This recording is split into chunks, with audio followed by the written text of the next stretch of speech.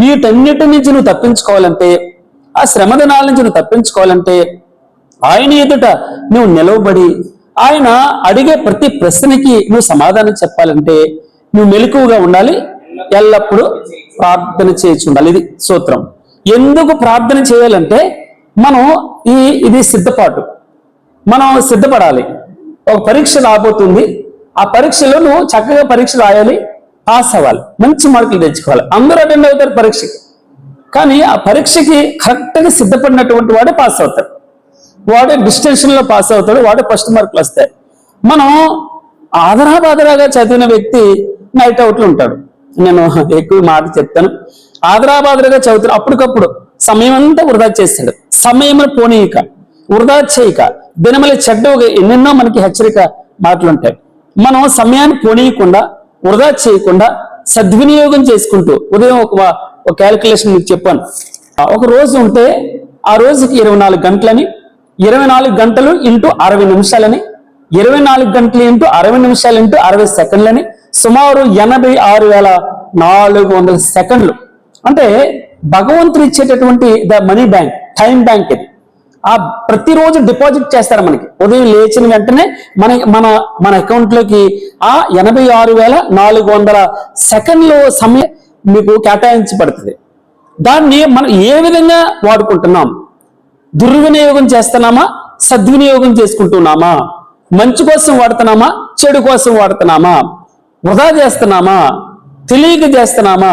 తెలియక అంటే చాలా మటుకు తెలియదు. కొంతమంది టైం పాస్ చేద్దాం ఉంటారు. టైం పాస్ అంటే ఖర్చు పెట్టాను రారా, టైం పాస్ అవ్వట్లేదండి, ఊసిపోవట్లేదండి, ఇంకా ఏం చెప్తారంటే టైం గడవట్లేదండి. దుర్మార్గం కాదు. మన జీవితంలో ఒక గురి కలిగి ఉండాలి. ఇక్కడ ఇంత 86,400 సెకండ్స్ లేదా ఇంత డబ్బు మనకి మన బ్యాంకులో ఈ రోజున డిపాజిట్ చేయబడింది. ఈ రోజును సరిగా ఉపయోగించుకోలేదనుకోండి, ఇది ఫార్వర్డ్ కాదు, ఈ రోజు ఖర్చు అయిపోద్ది. ఈ రోజు మరలా ఇది ఫాస్ట్ ఫార్వర్డ్ కాదు, అయిపోద్ది, కన్జ్యూమ్ అయిపోద్ది. నా జీవితంలో ఈ సెకండ్స్ ఏంటంటే ఇప్పటికీ 157,68,00,000 ఖర్చు పెట్టాను నేను. ఎంతమ్మా? 157 కోట్లు మరియు 88 లక్షలు సమయాన్ని నేను ఖర్చు పెట్టాను. నేను ఆలోచన చేస్తాను, భగవంతుడా ఎంత పర్సంటేజ్ నీకు ఇవ్వగలగా? నీకు నిజంగా దశమ భాగము నేను ఇచ్చానా? సమయాన్ని హెచ్చించానా నీ పని కోసం? నాకు తెలుసు. నాకు పండు వాక్యం చెప్తూ తన యథార్థ స్థితిని చెప్తూ వచ్చాడు. మన జీవితంలో మనమే స్వపరీక్ష చేసుకోవాలి. నేను ఏ విధంగా ఖర్చు పెట్టాను ఇంత సమయాన్ని? ఎలాగనా ఈ రోజున దేవుడు రెండు గుంపులు మన ముందు ఉంచుతున్నాడు.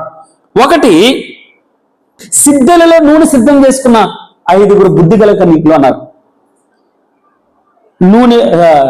సిద్ధలలో నూనె సిద్ధం చేసుకోలేనటువంటి బుద్ధి లేని కన్యకులు చూపిస్తున్నారు. వీరిరువురు దేవుని రాజ్యం కోసం వెయిట్ చేస్తున్నారు. 10 మంది కూడా పరీక్ష రాయడానికి సిద్ధంగా ఉన్నారు. భగవంతుని ఎదుట ఆయన అడిగే ప్రతి ప్రశ్నకి జవాబు చెప్పడానికి సిద్ధంగా ఉన్నారు 10 మంది. కానీ 5 అమోఘంగా సిద్ధపడి ఉన్నారు. వారు తెలుసండి, వీరు కూడా పరీక్ష ఏ విధంగా సిద్ధపడాలో మిగిలిన బుద్ధి లేని కన్యకులకు కూడా తెలుసు.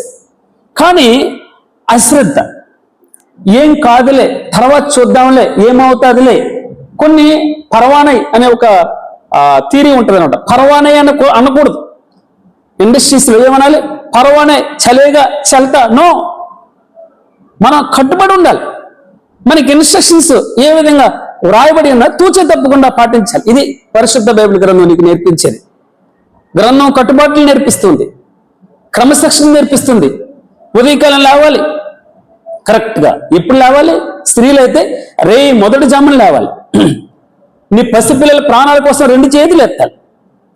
నీ పసిపిల్లల ప్రాణాల కోసం ప్రార్థన చేయాలి. నీ ఇంటి క్షేమం కోసం ప్రార్థన చేయాలి.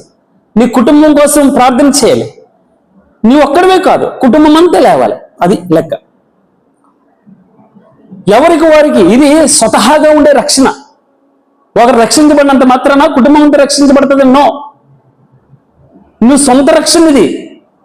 పర్సనల్ రిలేషన్ బిట్వీన్ నాకు భగవంతుని. పెండ్లు కుమారుడు ఆలస్యము చేయగా అన్నాడు. పెండ్లు కుమారుడు ఆలస్యము చేయగా వారందరూ కునికి నిద్రించుచుండ్రి అని రాయబడింది కదమ్మా.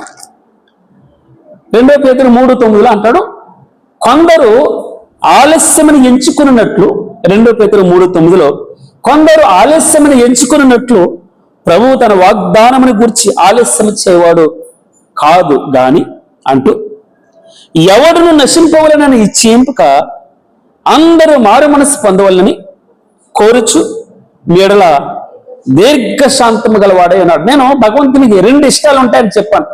తిమోతికి రాసిన పత్రికలో చెప్తారు, ఆయన సత్యమును గూర్చిన అనుభవ జ్ఞానం గలవారే, ఆయనలా ఉండాలని ఆయనకి ఇష్టం, ఆయన నేర్చుకోవాలని ఆయనకి ఇష్టం, యేసు క్రీస్తు వారి వల్ల ఉండడానికి మీరు పిలువబడ్డారని, అలాగన బ్రతకాలని భగవంతునికి ఇష్టం. 2వ ఇచ్చయించుచున్నాడని వ్రాయబడింది అక్కడ. ఇక్కడ ఏమైనా వ్రాయబడింది? ఎవడును నశింపవలనని ఇచ్చేంపుగా ఆయనకి ఇష్టం కాదు, అందరూ మారు మనసు పొందాలి. కొందరు ఆలస్యమని ఎంచుకున్నట్లు ప్రభువు తన వాగ్దానం గురించి ఆలస్యం చేయవాడు కాడు గాని, ఎవడును నశింపవలనని ఇచ్చేంపుగా అందరూ మారు మనసు పొందాలని కోరుచు మీడల దీర్ఘశాంతం గలవాడి అన్నాడు. ఆయన పెండ్లి కుమారుడు కొంచెం ఆలస్యం చేశాడు, వాళ్ళందరూ కునికి నిద్రించుచుండ్రి, అందరూ పడుకున్నారండి. అది పడుకునే సమయం మంచిది, పడుకున్నారు. ఆయన రాకడ ఎలా వస్తుంది అన్నారు? అయితే ప్రభు దినము దొంగ వచ్చినట్లు వచ్చును, ఆ దినమున ఆకాశము మహాధ్వనితో గతించిపోను, పంచభూతముల మిక్కుటమైన వేండ్రముతో లయమైపోవును, భూమియు దాని మీదనున్న కృత్యములను కాలిపోవును, ఇవన్నీ ఇట్లు లయమైపోవనవు గనుక ఆకాశములు లయమైపోవునట్టు పంచభూతముల మహావేంద్రముతో కరిగిపోవునట్టు దేవుని దినపు రాకడ కొరకు కనిపెట్టుచు దానిని ఆశతో అపేక్షించుచు అన్నాడు. మీరు పరిశుద్ధమైన ప్రవర్తనతోను భక్తితోను ఎంతో జాగ్రత్త కలిగి ఉండాలని భగవంతుడు సెలవిస్తూ ఉన్నాడు. బాగానే వచ్చాడు ప్రభువారు, అనగా పెండ్లి కుమారుడు వచ్చాడు. అర్ధరాత్రి వేళ ఇదిగో పెండ్లి కుమారుడు అతనిని ఎదుర్కొన రండి అని కేక వినబడును. ఎక్కడి నుంచమ్మా? పెండ్లి కుమారుని ఏమన్నాడు? అర్ధరాత్రి వేళ ఇదిగో పెండ్లి కుమారుడు అతనిని ఎదుర్కొన రండి అను కేక. పెండ్లి కుమారుడు వచ్చాడు, మీరు రండి, ఆయన ముందర నిలవబడాలి అని ఒక కేక వినబడింది. అప్పుడు ఆ కన్యకులందరూ లేచి తమ దివిటీలను చక్కపరిచరు. కానీ చూడండి, పెద్ద డిఫరెన్స్ ఏమీ లేదు. 10 మంది కన్యకులు లేచారు, వారేం పడుకోలేదు. 5 బుద్ధి గల కన్యకులు, 5 బుద్ధి లేని కన్యకులు, 10 మంది కూడా లేచారు. డిఫరెన్స్ ఎక్కడుందంటే, బుద్ధి లేని ఆ కన్యకులు మా దివిటీలు, అప్పటికి దివిటీలు వెలిగి ఉండాలి. మనకి త్రోవ చూపించాలంటే ఏం కావాలి? ఎవరిది వారే ఆ రక్షణ అగ్ని రగులుతూ ఉండాలి. ఈ రగులుతూ ఉన్నటువంటి ఆ దివిటి దారి చూపిస్తుంది ప్రభు దగ్గరికి. ఎప్పుడైతే నూనె అయిపోతూ ఉంది, నూనె లేదు, ఎప్పుడైతే నువ్వు భగవంతుడు ఏం చెప్తాడంటే, నువ్వు పరిశుద్ధాత్మని ఆర్పడానికి వీల్లేదు. నువ్వు పరిశుద్ధాత్మని ఆర్పితే చచ్చిన వాడితో సమానం. నువ్వు ఇంకొకటి ఏమన్నాడు తెలుసండి? కడగబడిన పంది బురదలో దొర్లినట్లు, 2 కక్కిన కూడు అంటే కుక్క తన వాంతికి తిరిగినట్లు. ఈ మాట అర్థం ఏంటి తెలుసండి? పరిశుద్ధాత్మ దేవుణ్ణి ఆయన చాటుని ఏడిపిస్తూ ఉన్నాం, చాటుని ఏడుస్తూ ఉన్నాడు. పరిశుద్ధాత్మ దేవుడు బాధపడుతున్నాడు, ఇబ్బంది పడుతున్నాడు, ఏడుస్తున్నాడు. ఎందుకో తెలుసా? కన్యక అక్కడ అందరూ 10 మంది కూడా లేచి నిలబడ్డారు.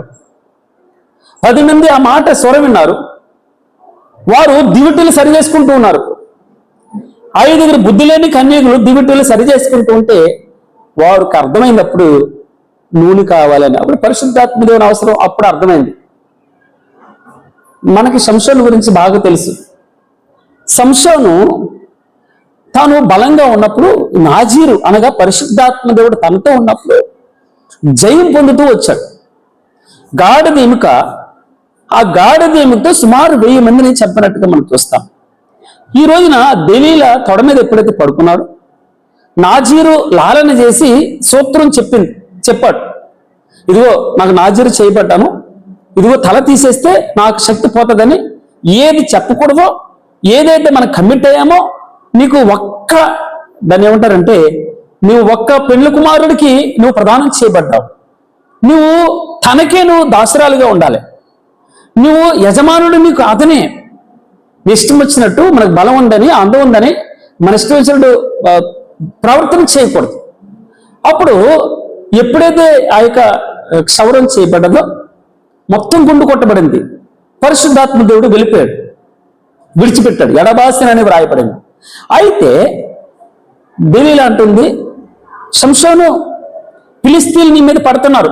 అంతకుముందు కూడా చాలాసార్లు చెప్పినట్లాగే తాను ఆ పరిశుద్ధాత్మ దేవుని యొక్క ఆ ఉజ్జీవం, ఇంకొక విధంగా చెప్పాలంటే బలం జూలు విదిల్చేవాడు. ఎంతటి బలమైనటువంటి ఆ ముందర గోడన్న చేతులతో పెట్టుకుని వెళ్ళిపోయాడు. ఒక రోజు విచిత్రంగా ఉంటది. తలుపులు ఉన్నట్టు ద్వారబంధాన్ని మోసి తీసుకుని వెళ్ళిపోయాడు. ఎలాంటి తాళ్లతో బంధించిన మేకలు బెగొట్టిన ఆ పరిశుద్ధాత్మ దేవుడు బలం ముందు ఏది బేఖాతరం. ఇంకొక విధంగా చెప్పాలంటే ఈరోజున సంసోను తాను యెహోవా తనను ఎడబాస్తేనని తెలుసుకొనలేదని వ్రాయబడింది. ఎప్పటి ఎట్లు జూలై విధిందామనుకున్నాడు, కానీ ఎడబాసని.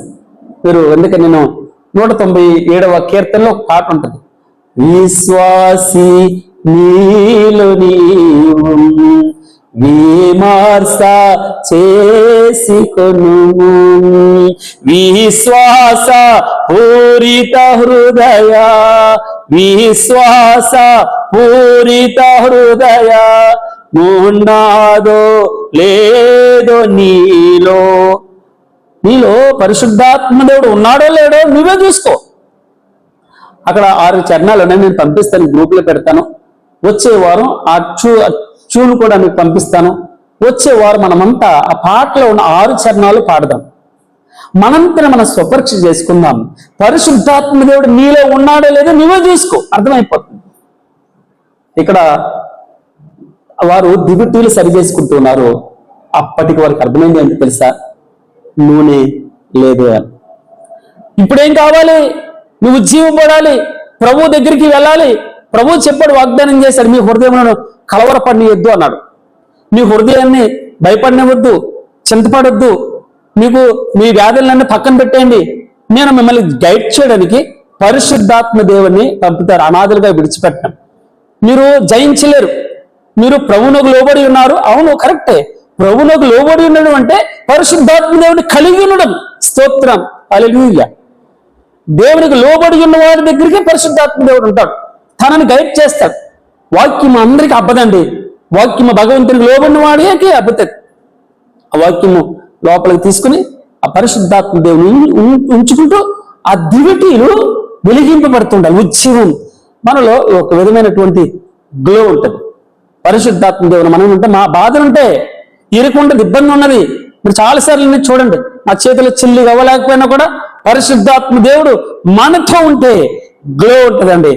బాధలు మనకి వెనకాల ఏమీ సపోర్ట్ లేదు, అయినా భగవంతుడు పరిశుద్ధాత్మ దేవుడు ఉన్నప్పుడు మన ఉజ్జీవము అలాగన ప్రభు రాకడ కొరకు ఎదురు చూస్తాం. ఆ నిరీక్షణలో వారు 5గురు కూడా విన్నారండి, ప్రభు మాట విన్నారు.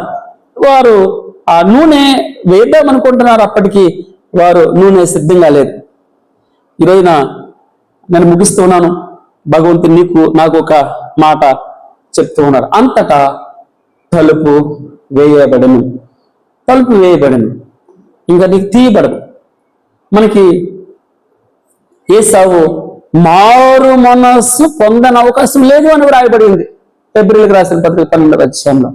ఏడ్చాడట, ఒక ఆశీర్వాదం కూడా లేదా తండ్రి అని అడుగుతున్నారు. ఎక్కడ దొరుకుతుంది? నువ్వు పూట కూటు కోసం భ్రష్టుడైపోయాడట. పూట కూటు కోసం వ్యభిచారిగా మారిపోయావు. నువ్వు నీ జ్యేష్ఠత్వం అమ్మేసుకున్నావు. భగవంతుని చులకనగా చూస్తున్న పరిశుద్ధాత్మ దేవుడు మనతో ఉంటే ఆయన నువ్వు చులకనగా చూస్తున్నావు. ఈరోజు నా తలుపు వేయబడుతుంది, తర్వాత బాధపడతాం మనం. అందుకే ఈ సాయంకాల సమయంలో ఆ దినమైనను ఆ గడి అయినను మీకు తెలియదు గనుక మెలకువగా ఉండడే. చివరిగా ఒక మాట నేను చూసి మనం లేచి నిలబడతాం. సామెతలు 3:8-34 అనుదినము నా గడప యొద్ద కనిపెట్టుకుని నా ద్వారబంధముల యొద్ద కాచుకుని నా ఉపదేశము విని వారు ధన్యులు. నన్ను కనుగొనవాడు జీవమును కనుగొనును, యెహోవా కటాక్షము వానికి కలుగును. 18వ వచనంలో ఏమంటాడంటే, ఐశ్వర్యము ఘనత స్థిరమైన కలిమి నీ వలన నీతియు నీ వద్ద ఉన్నవి ప్రభువా. ఏమన్నాడమ్మా? ఐశ్వర్యము ఘనత స్థిరమైన కలిమి నీతి నీ వద్ద ఉన్నవి తండ్రి. అవి మేలిమి బంగారు కంటెను అపరంజి కంటెను. నా వలన కలుగు ఫలము మంచిది, ప్రశస్తమైన వెండి కంటే నా వలన కలుగు వచ్చుబడి దొడ్డది. ప్రభు అంటాడు, నిన్ను ప్రేమించు వారిని ఆస్తికర్తలనుగా చేయుదును అన్నాడు. వారి నిధులను నింపుదును అంటున్నాడు. ఏమన్నాడు చివరి మాట? నన్ను ప్రేమించు వారిని ఆస్తికర్తలనుగా చేయుదును, వారి నిధులను నింపుదును.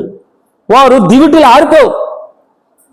మన ప్రాకులాటంతా ప్రభువు కోసం ఉండాలి. మనం ఎప్పుడు ఒకే విధమైన వేడిగా ఉండాలి, ప్రభువుని కలిగి ఉండాలి, పరిశుద్ధాత్మ పూర్ణులుగా మనం ఉండాలి, ఆత్మపూర్ణులుగా ఉండాలి. ఎప్పుడు ఒకే ఆ విశ్వాసం, నువ్వు బాప్తిస్మం పొందినప్పుడు ఎంత వేడుందో ఆ వేడి చివరి వరకు ఉండాలి. ప్రతిరోజు మనం ఈ పరీక్షలో సరి చేసుకుంటూ ఉండాలి. ఈ విశ్వాసపు జీవితంలో మనంతా మనం స్వపరీక్ష చేసుకోవాలి. ఇతరులు చెప్తే చింత ఉంటది, ఇతరులు చెప్తే చిరాకు అనిపిస్తుంది. నా గురించి నీకెందుకు, నా ఇంటి గురించి నీకెందుకు, నీ గురించి నువ్వు చూసుకుంటారేమో. భగవంతుడి యొక్క సాయంకాల సమయంలో పరిశుద్ధాత్మ దేవుడు మీతో సదాకాలము ఉండును గాక. ఆయన రాకడ కొరకు మనం సిద్ధపాటు కలిగి ఉండుదుము గాక.